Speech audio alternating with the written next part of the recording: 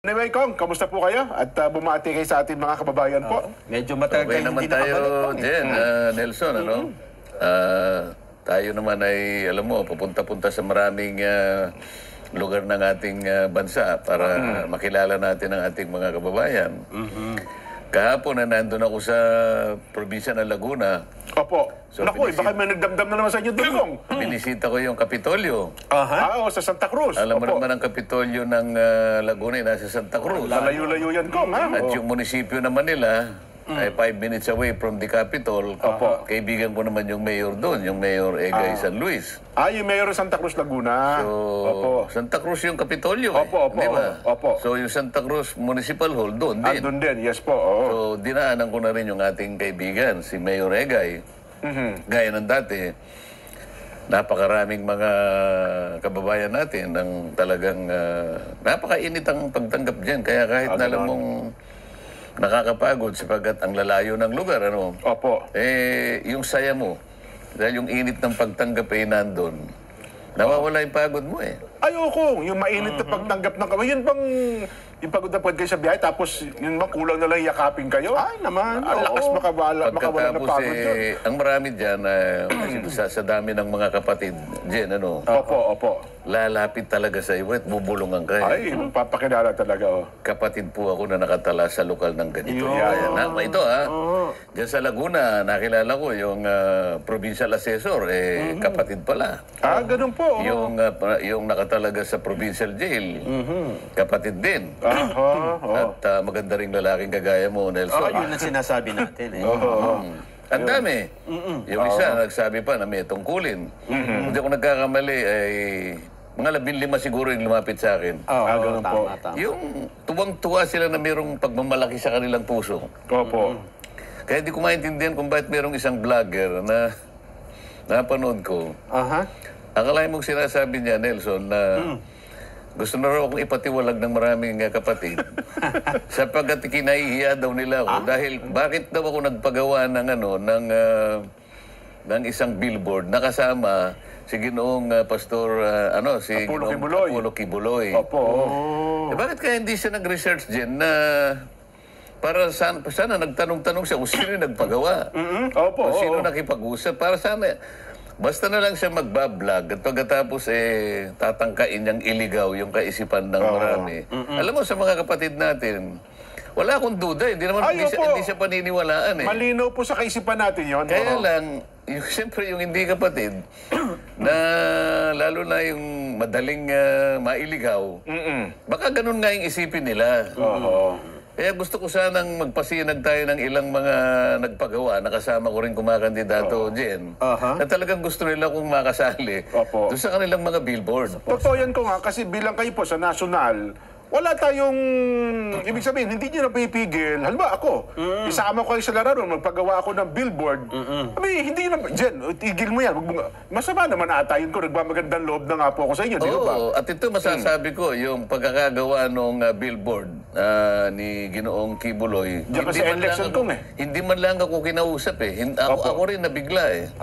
Ito tapatan tayo, kailangan marinig ng lahat. Sana man lang kung may nag-text sa akin na gagawa po kami ng ganito, ano po bang masasabi nyo? Baka sakaling siguro baka ihanap ko pa ng ng pagpapahintulot halimbawa. Pero dahil sa nakita ko nabigla na lang ako pagkalaki-laking billboard. Pwede bang ipasinag natin yung mga iba direct para makita na halimbawa yan. Ito si Congressman Wilbert Lee na kumakandidato ng pagkasenador din. Senador din po yan. Siya ang pinakamaraming billboard na naisabit sa buong Pilipinas. Sa iba't malalaki yan ko, ha? Malalaki at saka strategic at saka marami. Pero dati ko, mag-isa lang siya. Mag-isa lang siya. Ngayon nila sinama niya ako. Sasabihin ko ba sa kanya, huwag mo ko isama. Kung Wilbert, huwag mo naman akong isama dyan. Paano ko naman sasabihin sa kanya kung halimbawa gusto niya akong isama roon? Kung pasasalamatan ko yun, kung Wilbert.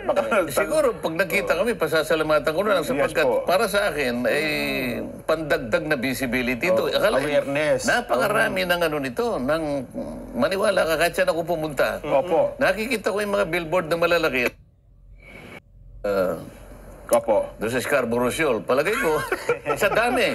Opo. Alam mo, nung makausap ko, kaya ko lang nalaman na gagawin nila ito, tinagpo ako nung kanyang political officer. Ito, nabigla ako nung pumunta ako ng Albay. Taga doon pala yun eh. Yes po, oo. Sabi niya, kung yung second wave ng aming nung aming mga tarpaulin na nasa mga billboard, papalitan na namin, napagpasyahan namin, na isasama ka namin. Ayun. Pagkatapos ang magiging titulo niya, The Defenders. Kanya, ayan, makikita mo. Opo. O, direct, magpasinag pa tayo ng... Iba naman, iba naman. Baka naman sabihin nila, isa lang. Oo. Yung iba pang kandidato Paano mo nga, ayan, sinama kayo. ayan naman si Willie Rebillame. Yan, oo. Kandidato rin. Kandidato por senator. Pakinggan nyo. Ano naman sabi? Marami ka matututunan sa kanya, may paninindigan. I see you later, Congressman. Congressman, I see you, yan ang mga mabait na makakasama ko. Mga independent kami, pero gusto ko yung mga independent na may sarili paninindigan. Kaya sinasama niya ako. Opo. Oh, meron pang isa dyan eh. Meron pang isa direct. Ayan. Pasok ako sa Senado, kailangan mag-aral ka.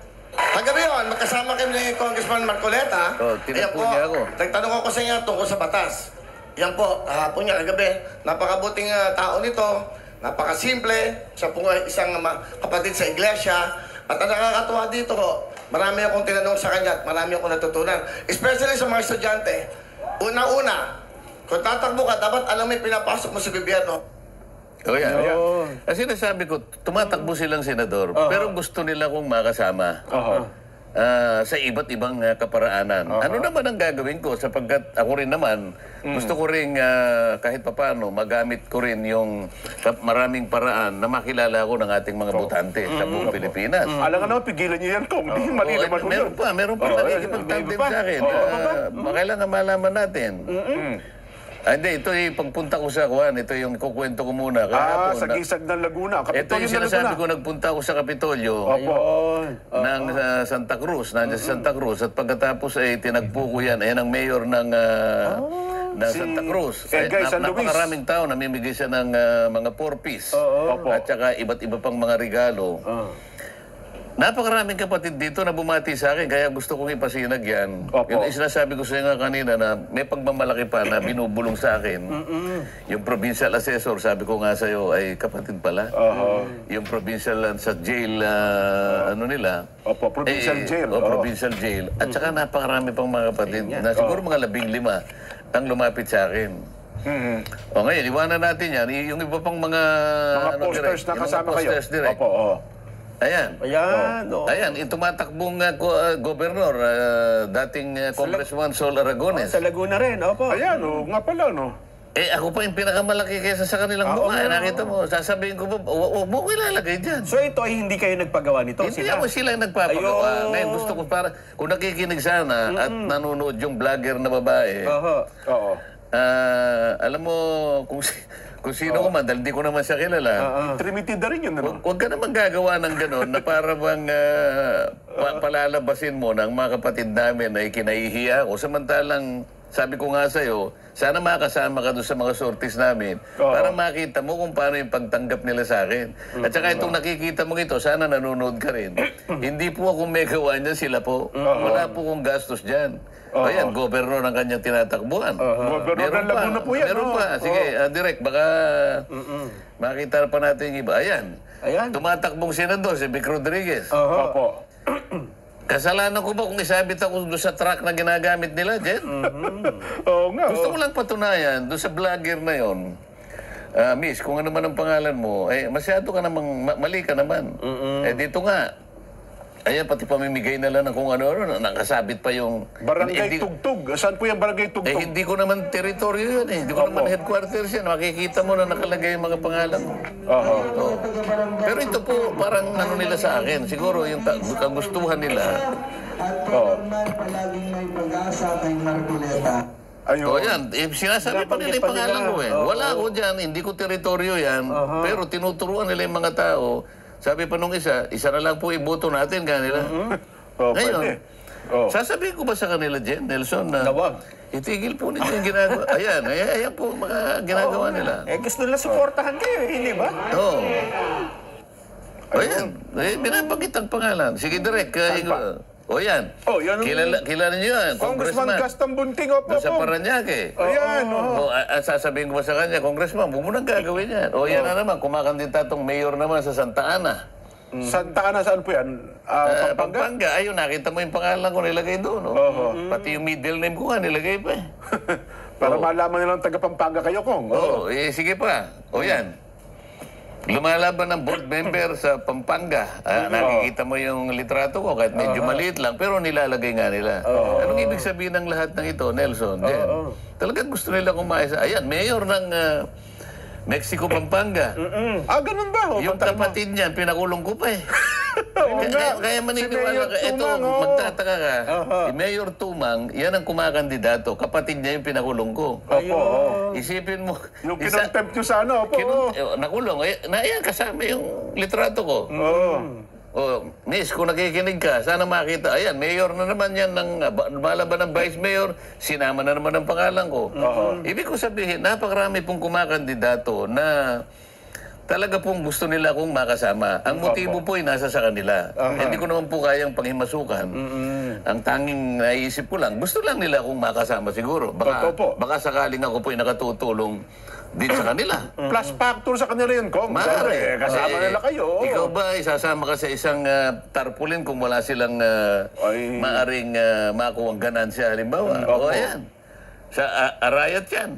Arayat, Pampanga. O, nakita mo bang ako bang pinakamalaki ang Parang litrato? kayo nasa likod ng mga kandidato, Kong. Sana matauhan itong babaeng vlogger na ito na huwag mo nang kalantariin yung mga kapatid namin sapagkat kami ay kami matatag.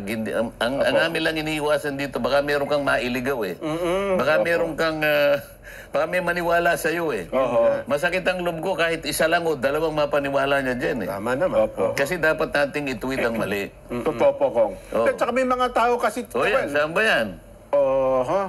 Ayan, isa pa yan Sa Team Mindanao Saga. yata. Saan ba ito? Sa Mindanao yata yan. Ibig ko sabihin, napakarami nila dyan eh. Na iba-ibang posisyon na kanilang tinatakbuhan na talagang gusto nila akong isama. Opo. Baka meron pa. Wala na Tawag yata. kasi dyan kung sa marketing, parang ano siya, branding no? Totoo Kung po. ano yung paniniwala nyo, kung ano yung paninindigan nyo, kung ano yung pinaglalaban nyo, gusto nilang makilala na yun din ang posisyon nila. Siguro nga, gusto nilang ma-associate nun sa aking paninindigan. Wala naman siguro masama doon din. Kung yung paninindigan ko, inakala nilang tama naman. At gusto nilang katigan yun. Sino ba naman ako na sasabihin sa kanila, wag niyo akong tutularan, wag niyong i-associate ang sarili niyo sa akin. Pero pa isa pala, Kong, may nakita pa kayo sa Candelaria, Quezon. Si Mayor Maki Buong Galing. May mga pictures, may mga posters din po kung pinicturean nila na kasama siya. Ang dami po sa buong Candelaria, Kong. Disyembre pa lang dyan. Ayun na nga Sinasabi ko, po. baka mamaya yung babae niya, pagka umabot ng halimbawa January, baka malito na siya sa dami ng mga tarpaulin. Kaya medyo ngayon pa lang, mag-isip ka na, Miss Vlogger, dapat maintindihan mo na marami talaga ang kumakating sa paninindigan natin. Pero ako naman, Kong, yung mga kapatid, na lalo na po yung mga malawak na kaisipan, naintindihan po yan, Kong eh. Wala akong duda dyan. Wala akong duda. Ang problema niya lang doon sa vlog niya, meron pa naman siyang parang pamagat. May clickbait po. Ipinatitiwalag na ng kanilang mga kapatid. Talaga. Siyempre, alam mo, nakita mo, kagigising mo lang eh. Hindi ka pa nakakahigop ng kahit anong kape. Mabubuwisit ka rin dyan eh. Di ba? Kaya minsan, Kong, pasensya na po. Ako naman, Kong, maniniwala ko, ayaw nyo ng kaaway. Pero para sa akin, Kong, makinig ang isip nun. Makinig talaga. Makinig ang isip po ng babae ng vlogger na yan. Siya hindi na natin siya pinapansin eh. Yung maaari lang na mailigaw niya, madaya niya, yun ang ating gustong yan ang gusto nating mabantayan, maitama, para wag siyang mahiwalay. Ayun. Ako naniniwala, Kong, habang paparapit ang eleksyon, paramihan pa po ng paramihan na pwedeng mga tumatakbo, lalo sa local elections, ay isasama po ang inyong mga larawan, Kong. Pwede Vlogger na yun. Kasi dapat, Sana naman mo, gano'n. Ang akin lang gusto, baka mahimasmasan naman, ituwid niya yung sarili niya. at maaring isang araw mag-text siya sa'yo, Jen. Ayan, sabi niya. Humingi siya ng dispensa, tatanggapin naman natin. Ayan, opo. Ayan. Kasi in-isolate niya yung isang billboard lang eh. Oo. Na isang taong kasama niya eh. Palagi ko naman nakikita niya yung kamukha nung pinakita natin yung isang congressman, nakabalagbag, napagkalaki-laki doon sa may eleksyon. At meron pang katambal yun, nandun sa may malaking, hindi ko, Startolya, papuntang Batangas. Opo. Dalawa yun eh. Opo. Hindi man lang niya nakita yun. Kung Wilbert yan, opo. Maniniwala ka na. Hindi, iba pa yung kay Wilbert. Yung sinasabi ko ganun sa iyo, yung tumatakbong congressman ng Laguna. Naglagay sa SLEX naglagay at saka din. doon sa papunta sa Batangas. Dalawang mag-asawang malaking billboard. Hindi ba niya nakita yun? Eh kasi dito at akong kinukulayan nila kasi ang kasama niya raw si Ginoong Apollo Kibuloy tapos pagkalaki-laki doon sa LX, kapansin-pansin kasi talaga. Hindi niya alam, parehong kandidato yan. Ang kanyang ini-insinuate, ako ang gumawa. ako nag-install. Kayo At nag-initiate. para lamang siguro makaagaw pansin, isinama ko daw siya. Yun naman ang pangit doon sa... Hindi ko malaman kung saan papunta yung analysis ng babae na yun. Hindi kaya inaway ng asawa yun, kaya nagkagano. Hindi, ako baka sa tingin ko wala pa kasawa yun kong. Sige, pabayanan natin. Opo, nag-iwanan na natin Importante yun. lang ay...